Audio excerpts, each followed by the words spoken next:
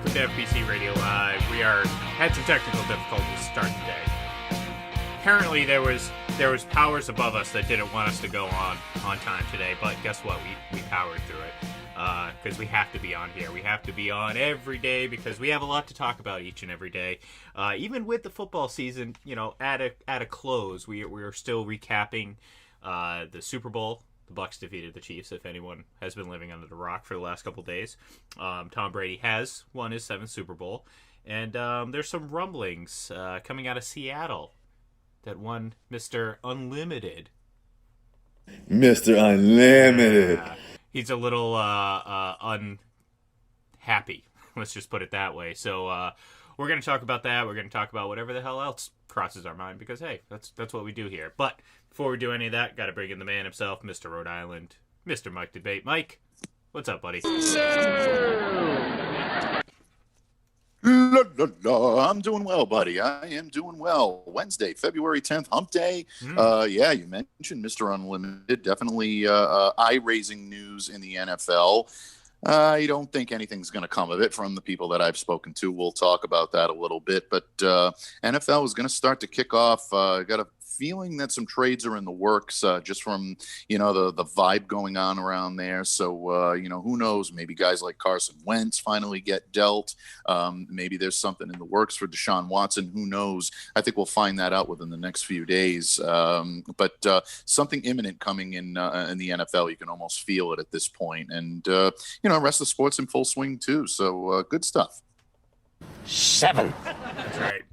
Contractually obligated to play that as many times as I damn well please every episode until the end of time, or at least until Tom Brady wins 8. And then, like I said yesterday, I'm going to have to find a new soundbite. But, look, the NFL is a 24/7, 365 sport. I mean, yes, the Super Bowl is over, and there's months between now and the next football game, but the reality of it is there's only really about a month lull between now and when things start to pick up again, and then there's a little hiccup there in the middle of the summer. But other than that, it's pretty much all year round. So we're going to be talking about that, and of course, this also opens up the door for us to do more fun things like talking about 80s music and television shows and movies and just whatever. Like I said, whatever the hell crosses our mind, we're going to talk about. That's right. That's why I like it. Why I like this show. Absolutely. That's why I love it too, because it gives us the freedom to be able to talk about whatever we want, whenever we want. That's right. I like it. That's basically it. So yesterday we kind of mentioned it, but we spent a lot of time obviously talking to John Sapochetti yesterday. But it's it's not surprising. We've been through this before. You brought it up on Monday about a tweet that perfectly encapsulated kind of how this process goes. Fresh within the 24 hours of Brady winning a Super Bowl, everyone's in agreement that he's the best and he's the GOAT. And then it's, day later, that's when all that goes off and it all resets and we all go back to what we were prior to the season. And look, I think I find a lot of this funny. I interact with a lot of these folks. I bring attention to a lot of these dumb takes that just about anyone puts out there. And look, I disagree with a lot of people, but in a lot of those disagreements, I don't think that the argument lacks intelligence. When it comes to anti-Brady arguments, I think they lack intelligence. Whether it's willful or just, you're so blinded by your hatred of the guy that you don't see what's obviously inaccurate or what have you. But for example, and this is coming from a former professional athlete, a Super Bowl champion, mind you, Shannon Sharp, who again I've tried to, and in some ways I look at what these shows are, and I understand they're shticks. I mean, people pick us. You can't find two people that disagree so perfectly on everything that it's a match made in heaven. No, I mean, they pick and choose what their stance are. But again, after a while, that runs thin because it's quite obvious that it doesn't seem like they're thinking for themselves, or maybe they are. In which case, it might be worse because Shannon Sharp had the gall, the audacity, Mike, to sit up there on national television after picking against Tom every single week of the postseason, and say that this was his easiest path.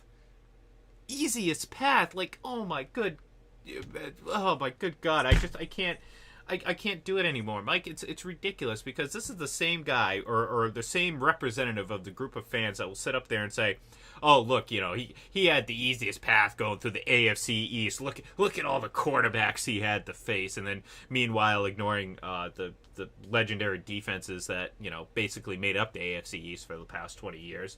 Jumping from team to team, but they were still there. Anyone remember the 2000 Dolphins, or the 2000s Dolphins? Not the actual year itself, but that stretch, they had some really good defenses. The guy literally went through 3 former Super Bowl MVPs and the current MVP, his baddest man on the planet guy, Aaron Rodgers, and they beat him all. He was the most efficient quarterback in the playoffs. So for all you stat junkies out there, he did that. And like I said the other day, if you're big on passer rating, he set the mark for highest passer rating in a effing Super Bowl. But it was the easiest path, Mike. It was the easiest path because he had help. Of course. Tom Brady is the only quarterback that's not allowed to have help. He's not allowed to have a kicker kick a field goal. He's not allowed to have a defense make a play. I mean, the defense made plenty of plays. Aaron Rodgers, over the course of 2 NFC Championship games, has his defense has picked off the opposing quarterback 7 times. 7 times. 0-2. 0-2. So, yeah, easy. But it doesn't matter. But it doesn't matter. Brady has to have the easiest path. See, that's the whole thing in a nutshell. That's the only way when you have a derangement syndrome, and I'm convinced this started out as a joke. I am really starting to believe that this is true from what I'm seeing. I mean, this is really just embarrassing at times when you see recycled, regurgitated arguments just keep coming and coming and coming. You don't want to like the guy, you don't have to like the guy. You don't have to like it, but don't make up dumbass narratives to try to put your your own agenda or your own feelings in a stratosphere where it's supported by empirical data. It's not true. It just isn't. I mean, I don't care what you say. You can give me all the individual statistics in the world. These are the stats that I need right here. The check down, anyone that hasn't seen this, they have a graphic on social media, and I think it's perfect. And it shows Tom Brady. Brady in his 20s, 3 Super Bowl appearances, 3 rings, 1 NFL MVP. Brady in his 30s, 4 Super Bowl appearances, 2 rings, 1 NFL MVP. Brady in his 40s, 3 Super Bowl appearances, 2 rings, 1 NFL MVP. What does that tell you about Tom Brady? What it tells you is he's had 3 separate Hall of Fame careers in all 3 decades that he's played. Not to mention, he's only 3 years in to his 40s. Well, 4 years if you want to be technical. 4 years into his 40s. When you look at that body of work, for me or anybody to sit there and to tell you that that's based on luck, that's based on the bounce of the ball or a flip of a coin or the foot of a kicker or whatever you want to, give credit for, to me, it's just disingenuous. You're exposing yourself as someone that just would rather hate or push a national narrative because it's going to get you clicks on social media, or it's going to get you a nice little pat on the back from the powers that be in certain conglomerate, sports entities that, oh yeah, you're doing the right thing. Yep, that's it. Yep, that's it. Stir the pot. You got to stir that pot.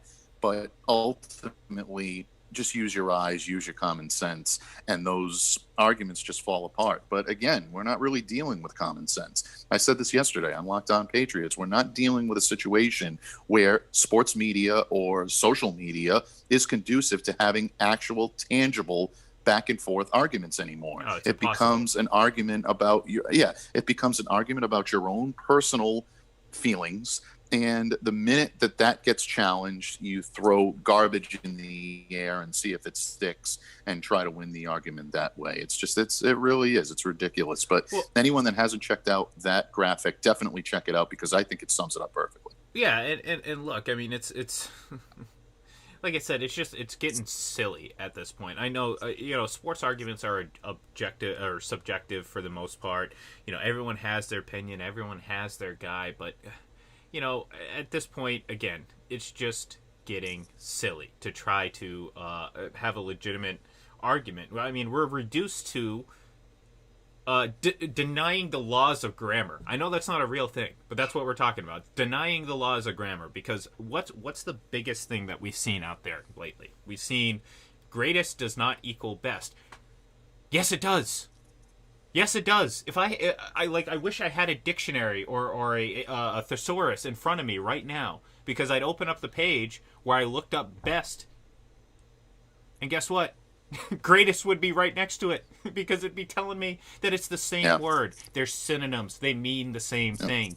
And guess what? I know people semantical.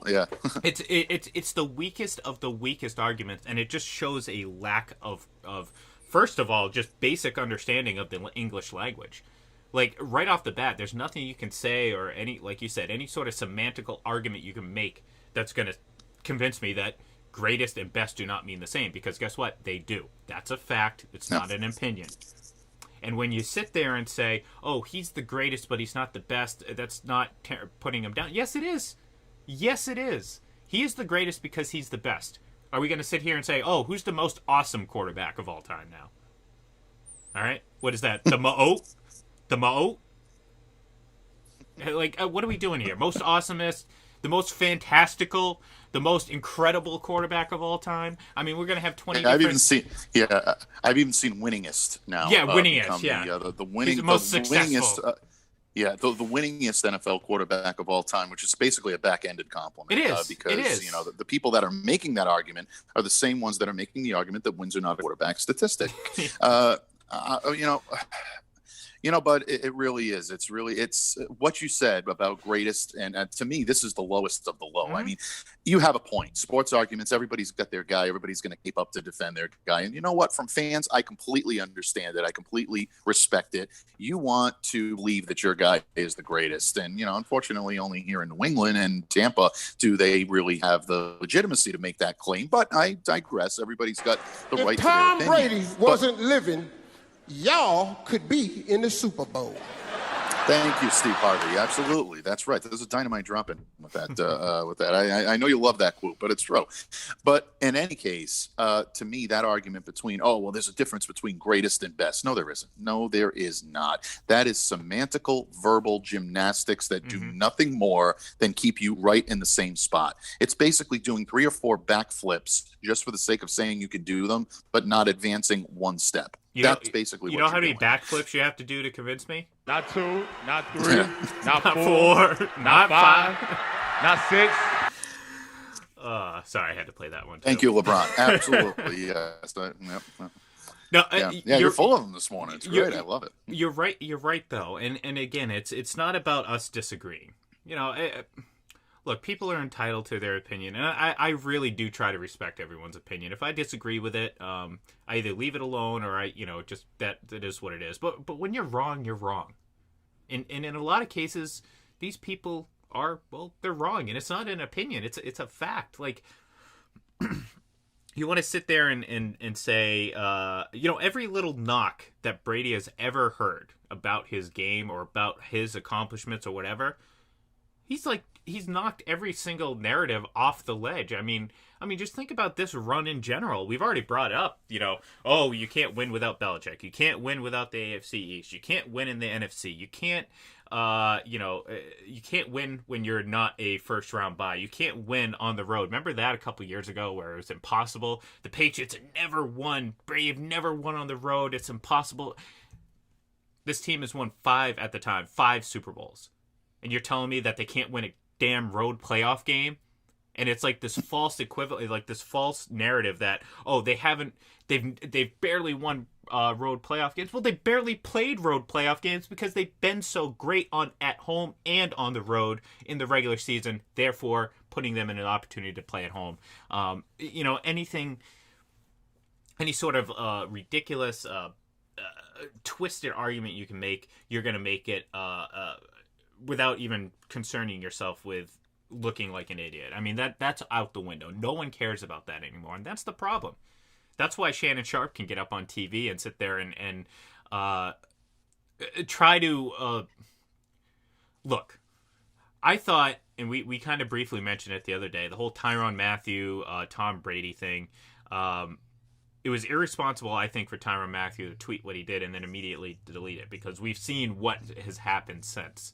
People are basically just assuming that Brady somehow said something racist, which is utterly absurd. I mean, anyone who knows the guy or knows who he is knows that that's not the case. Unfortunately, there's a lot of knuckleheads out there that don't care and have listened to Harry Potter and not actually listened to people who know him or him in general and think, oh, he must have said something wrong. Well, now once again, we go to Shannon Sharp, Mr. Integrity, Mr. I know everything. Shannon Sharp sitting up there, basically implying and criticizing Brady for not doing something that he didn't not do. So, Tom apparently reached out to Tyrann Mathieu and apologized for whatever was said. Again, I'm assuming he probably called him a B word or something along the lines like, hey, it's trash talk. It's football. It's sports. It happens. I don't care about that. But the problem is people have now, over the last few days, turned it into some sort of veiled racist shot, or at least they're implying that that's the case, without any evidence whatsoever. I mean, meanwhile, Tom Brady was mic'd up the entire game. Do you think that if he said something like that, that would not have been out already? I mean, Jesus, people. And then it's like you got Shannon Sharp up here saying, like, well, if they would have lost, Tom would have never apologized, implying and making all these suggestions and implications about Tom that just don't exist. The situation doesn't exist. And he's getting outraged over that. And it's so silly, and it just shows such a jealousy, just a deep-rooted jealousy on behalf of Shannon Sharp. And I've always tried to kind of give him a little bit of credit for just playing a role. But this is just irresponsible jealousy. I mean, this is jealousy. He's so jealous. I've said it like 7 times. 7 times in the last like 5 minutes. But jealousy is the root of all this. And it's so apparent that it makes me laugh, but then it makes me concerned because there's enough dummies out there that actually follow him word for word and will reply, oh, well, Tom Brady had a MAGA hat in his locker, so of course he probably said the N-word.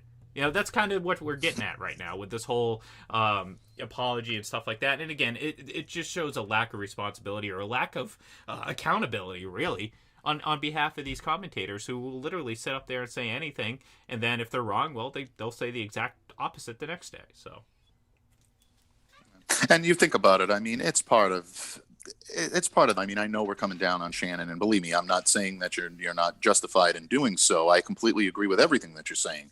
But at the same time, you also look at it, and it's the narrative that people want to buy into. I've said it several times on here. It's drinking the sand. They want to. It's not that they're doing it because they're forced to. People want to believe bad things about Tom Brady. They look at they see him celebrate, and you're a fan of a team that has been destroyed by Tom Brady, and there are quite a few of them out there. This is not just a one rival or whatever, like, oh well, it's just Colts fans hate him because of that, and everybody else kind of likes him. Exactly. I mean, there's people from every fan base that just absolutely cannot stomach him. I was talking to recently a fan of the Washington football team that absolutely despises Tom. I couldn't figure out why. I really could not figure out for the life of me why. Then I just realized it's seeing him celebrate for 3 decades now. Everybody is sick of it. So when someone posts a picture of the MAGA hat in the locker, or someone posts something like what Shannon said about, oh, everything's contrived, everything's scripted with him, or, oh, he's a system quarterback, or, oh, he's had an easy path, they eat it up. They absolutely lap it up like you can't imagine, because it's exactly what they want to feed into. They want to feed into the negativity instead of actually sitting back, being objective, and saying, I got to give that guy his just due. I've been a Michael Jordan fan all of my life. I've always thought he was the greatest basketball player of all time. For a while, I didn't think LeBron was even in the conversation. I couldn't understand why people say LeBron James, who had to go to multiple teams, who had to do things different than the way Jordan did them, could even be in the conversation for being the greatest. Great, one of the best players of all time, definitely. But at the top, or the greatest, I didn't think he belonged in the conversation. There comes a period in time where you have to sit back, whether you like the guy or whether you don't, and give him his just due. Winning with 3 different franchises, doing it in an era that he's doing it in, doing it the way he's doing it, not only dominating on the scoring but also playing defense, being a facilitator. There are times when you have to sit back and say, okay, maybe I don't agree with that, but I can at least give it some sort of, at least give it some sort of gravitas, at least give it some sort of, justification. And I can understand and have an argument back and forth. You don't see that with Brady because it is so polarizing. And football brings out the beast in people when you think about it from a rooting perspective. So, yeah, they're feeding into an agenda. Guys like Shannon and them and Nick and all those guys, they're feeding into an agenda. They feed into what people want to believe about Brady, and they know that they can touch a nerve. Saying things like that, Parker and all these guys, they know what they're doing. They do know. Is there an element of them that's jealous? Yeah, if there's an element of them that's jealous and envious of Tom Brady, absolutely, without question. But they also know what they're doing too, because they know that there are a lot of like-minded people out there. No, look, I'm done giving people credit for that. Everyone's like, oh, they're playing a role. I get that. It's at what point do you consider yourself selling out to make a buck? You know what I mean? And that's essentially what it is. It's like, what do you value more? Do you value your integrity, your respectability? Because I don't think anyone out there within the journalism community or within the sports media community, and I include fans, like knowledgeable fans, not the casual, tune in for the Super Bowl, just kind of watch here and there type of thing. I'm talking about the well knowledgeable, of all fan bases will sit there and say, I don't take what Nick Wright says seriously. And you shouldn't, because again, I'm not saying he never makes good points. I mean, he could be great at other things, but what he's done, the shtick he's played to try to discredit what Brady has done, has taken away his credibility. Same with Shannon Sharp. I don't care what Shannon Sharp has to say about anything. I don't take it seriously. And if that's your goal as a commentator, as a sports analyst, so be it. Good for you. If you want to get through this life, through this career, this profession without any respect, go for it. But and that has guys like Rob Parker's name written all over it, and it's frustrating to me because even in my most animated stage, we get it. We run a business here, Mike. We got to put on a show. We got to be somewhat entertaining. That means you got to let your personality fly a little bit. You don't want to be humdrum on here, especially if you're not watching. You need the voice needs to be able to keep you going and keep you entertained, and that's what we try to do here, Mike. That's why I do things like this. I really started to get turned on by exactly. It keeps people alert, it keeps people fresh. But there's a certain at a certain point, if you're just being ridiculous to be ridiculous, it wears thin, and especially in this case, where not only are you being already beyond ridiculous prior to winning a 7th Super Bowl for Tom Brady, but he continues to win and you continue to push these stupid shticks, and it's like, when is it going to end?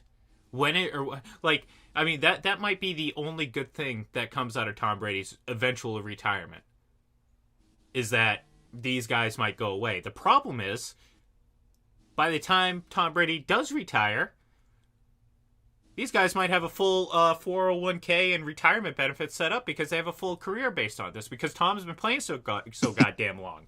So I don't know. It's a bit of a catch-22. It's like, yeah, it'll be great when Tom leaves because all these people will hopefully start to go away. This bashing Brady brand, which a lot of people have really made a career out of this. I'm not just talking about a 15 minutes of fame. I'm talking professional careers have been built on ripping Tom Brady and bashing him. I mean, Max Kellerman, his first week on First Take was the Brady is off the cliff, and we're still talking about it. That was 6 years ago. Yeah. 6 years ago. So...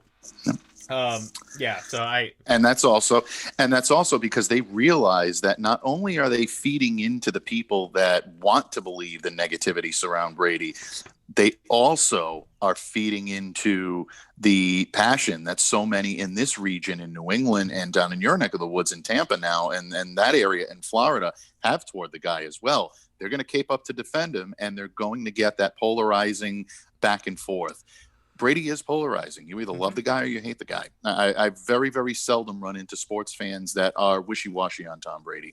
They either love the guy, they respect him, give him his just due, he's the GOAT, or he's lucky, he's this, he's that. And they'll go off and they'll go on a tangent like you can't imagine, just listing all the reasons why they can't stomach the guy. It's a polarizing argument, and it gets results. It gets that guttural feeling that people have when they talk about sports. It gets a very visceral reaction, and you play it well. You either play it to your advantage or you play it to your disadvantage, but one way or another you're going to get attention, and that's ultimately what it's all about.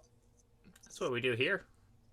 We want attention, pretty Mike. Much. Yeah. That's what we want. We're desperate for attention. Yep. Well, I mean, look at the ratings. We saw the ratings in New England for Super Bowl 55 were higher than the last time Tom won this game with the Patriots. Yeah. The hometown team. The ratings were higher. I mean, it's absolutely mind-boggling to me that was indeed the case, but people they gravitated toward it. Now, granted, as some people are pointing to poor weather in the Northeast, we had a bad snowstorm on Super Bowl Sunday. A lot more people stayed home to watch the game than going to other people's houses or going to sports bars or going to Gillette Stadium or whatnot and watching it in group settings. That may have had a little something to do with it, but it was a pretty big disparity. I don't think it was that much of a factor. Tom Brady's still indelible in this area, and he still has a huge, huge following. He will. And the minute you say something negative about him, the fans in that region, his loyal fans, are going to attack, just like his detractors are going to stick their teeth into anything negative that they can get on him.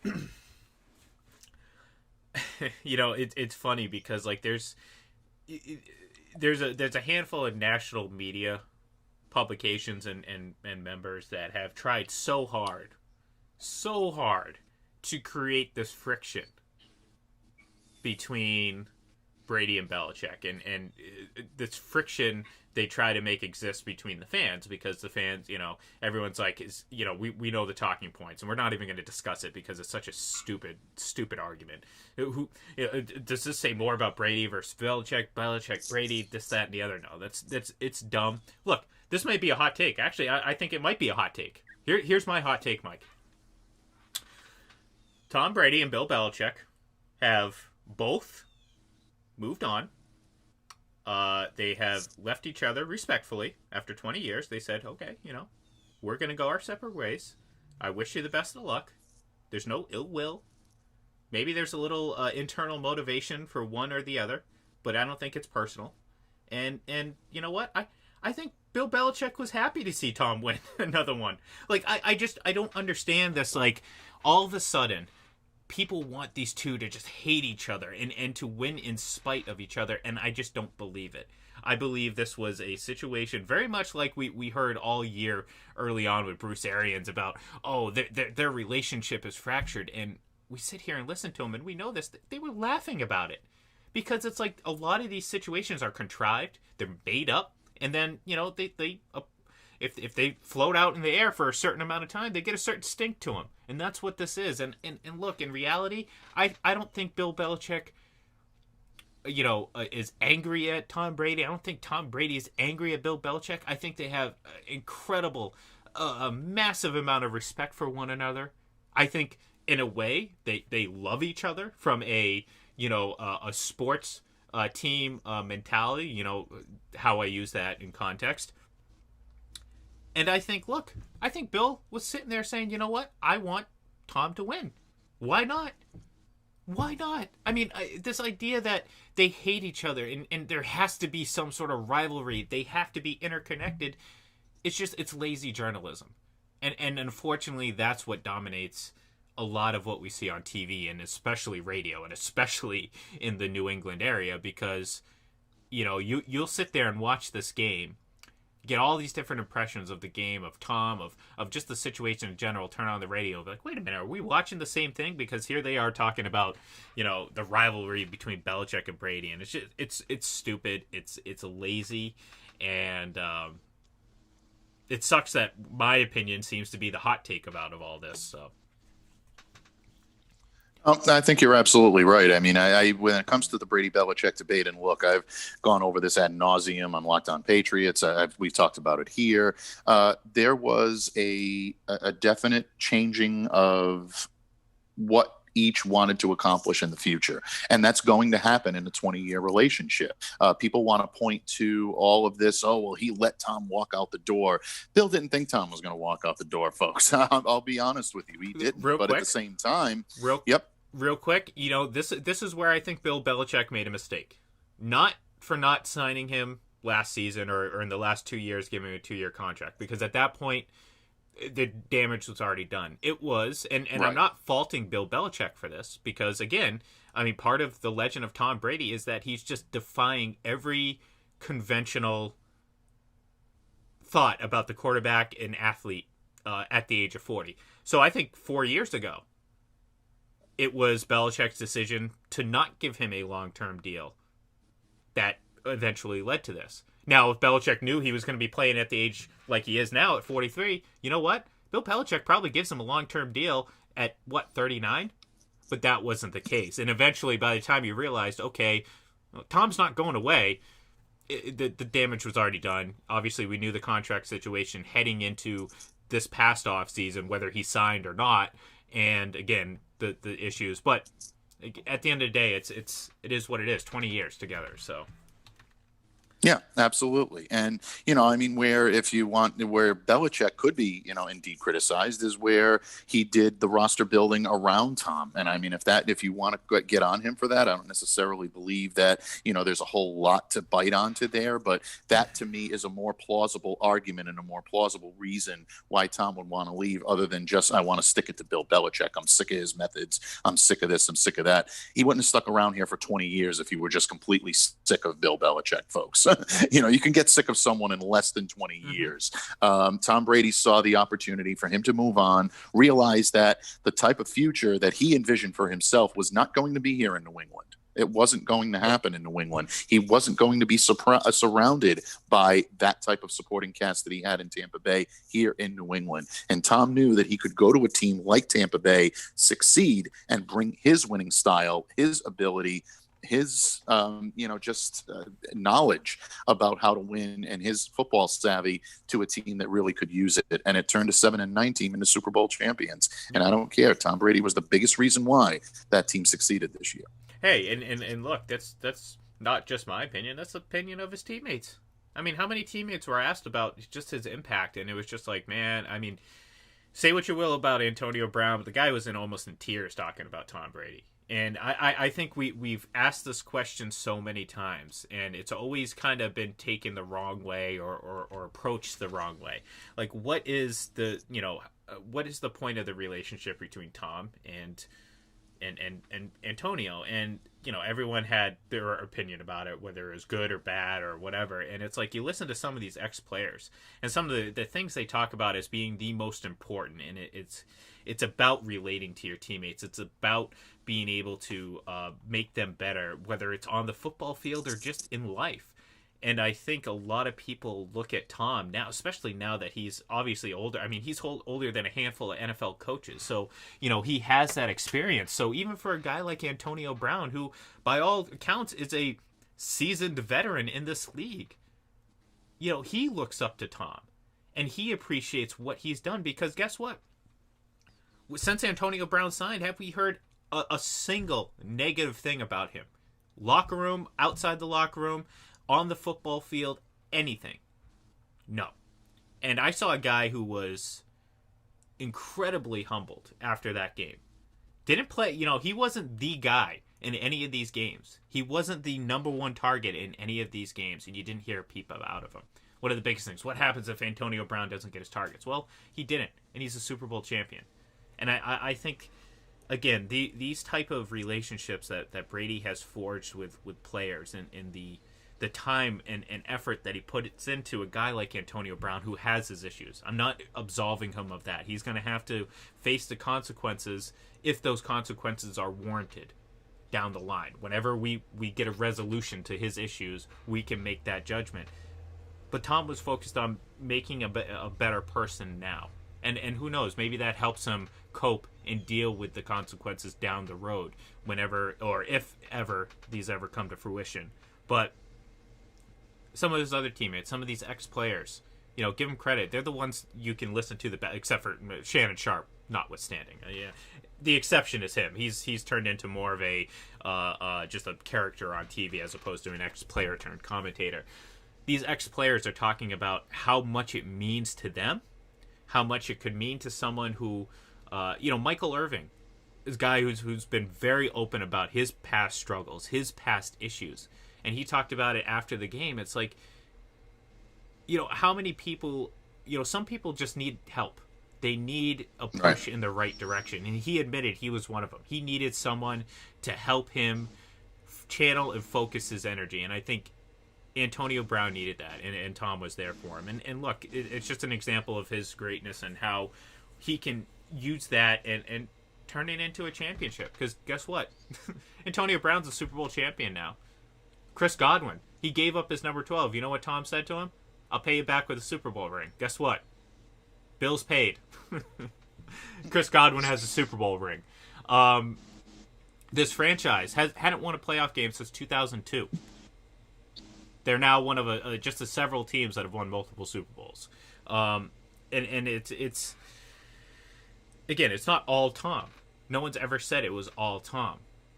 But he has the largest hand in all of this, and he's the common denominator in some of the most successful franchises and teams, individual teams, year to year in NFL history. So we've gone over a little bit, so we're going to have to say goodbye. Mike, appreciate you talking to me, buddy. I enjoy this each and every day, and I can't wait to be back tomorrow. We're going to continue. Honor and pleasure is always mine, my friend. I really started to get turned on. Yes, I know. I did, yes, absolutely, I did. No, we will be back. We're going to finish wrapping up Super Bowl this week. Maybe we'll talk to John a little bit more. We'll kind of give our impressions, and then hey, we got a whole summer. We got some hockey to talk about, some basketball. Baseball is just around the corner, and then of course there's always time for Seinfeld 80s and something Mike hasn't mentioned in several days, Cobra Kai. So folks, give us a follow on Twitter. I'm biting my tongue. Yes. Give us a follow on Twitter at FBC Radio Live, at Full Press Radio. I am at IGLEN31, and Mike is, of course, at NDABATEFPC. Have a great day, and we'll talk to you tomorrow.